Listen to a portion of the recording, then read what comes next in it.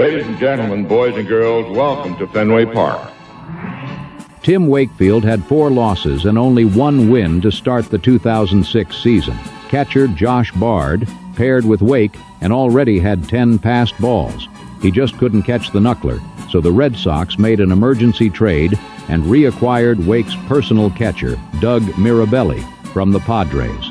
Mirabelli flew coast to coast on May 1st by chartered jet, was whisked to Fenway in a Massachusetts State Police car, changing into his uniform in the back seat as the car sped to the ballpark, arriving 9 minutes before the start of the night's game. The Sox beat the Yankees 7-3. The Red Sox squandered a late lead on May 1st in 2023, but thanks to some late-game heroics from Alex Verdugo, they defeated Toronto. In the bottom of the 9th, with the score tied at 5-5, Doogie came through in the clutch by lacing a line drive to right center field and lifted the Red Sox to a 6-5 walk-off victory. His 5th home run was good for his 2nd in the Sox' last 3 games. Terry Francona had played Darnell McDonald in place of the still slumping Carl Crawford, who was hitting only .160. But on May 1st in 2011, it was Crawford's grounder to center that scored Jed Lowry in a 9th-inning walk-off to beat the Mariners 3-2. The Red Sox overcame a 4-0 deficit to beat the Kansas City Royals on May 1st in 1992. They chipped away and tied the game at 4-4, then fell behind in the top of the 9th, finally winning it against Jeff Montgomery, one of the American League's best closers. Montgomery walked a batter and gave up a hit, so with 2 men on, Mo Vaughn delivered the base hit for the walk-off game winner, 6-5.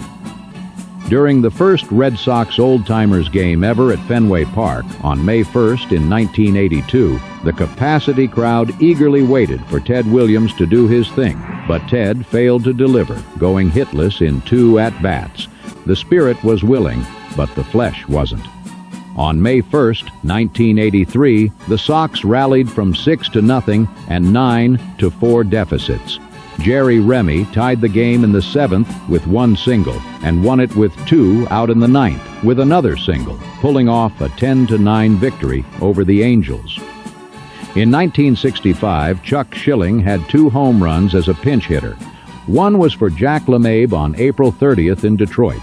Then on May 1st, he pinch hit for Rico Petrocelli and homered again. It was the 11th time in Major League history that a pinch hitter had homered in consecutive plate appearances. In 1963, on May 1st, Carl Yastrzemski's defense was outstanding. In Kansas City, with runners on 1st and 3rd, George Alusic hit a smash to deep left. Yaz made the catch, backhanding the ball high over his head, only 5 feet from the fence. The runner on 1st had rounded 2nd when Yaz caught the ball and started to reverse his direction when he saw the catch. Yaz's throw was perfect strike to Dick Stewart on 1 bounce for a double play. In the first 21 games that year, Yaz had thrown out 6 runners. On May 1st, 1958, the Sox came up with a pair of runs in the 9th inning for a 7-6 decision over the Kansas City Athletics. A leadoff double into the right field corner by Gene Stevens, then a single to right by Marty Keough tied the score.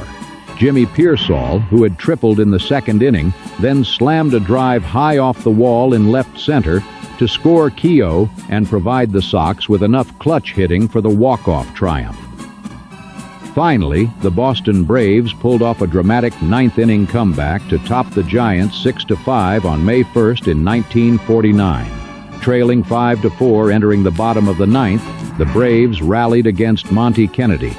Connie Ryan sparked the comeback with a single to left, followed by a clutch double from pinch hitter Bob Elliott that moved Ryan to 3rd. Phil Macy drew a walk to load the bases. Sibby Sisti, pinch hitting for Warren Spahn, stepped to the plate and delivered a 2-run single to center to cap the Braves' 4-run rally that thrilled the crowd with the memorable late-game heroics.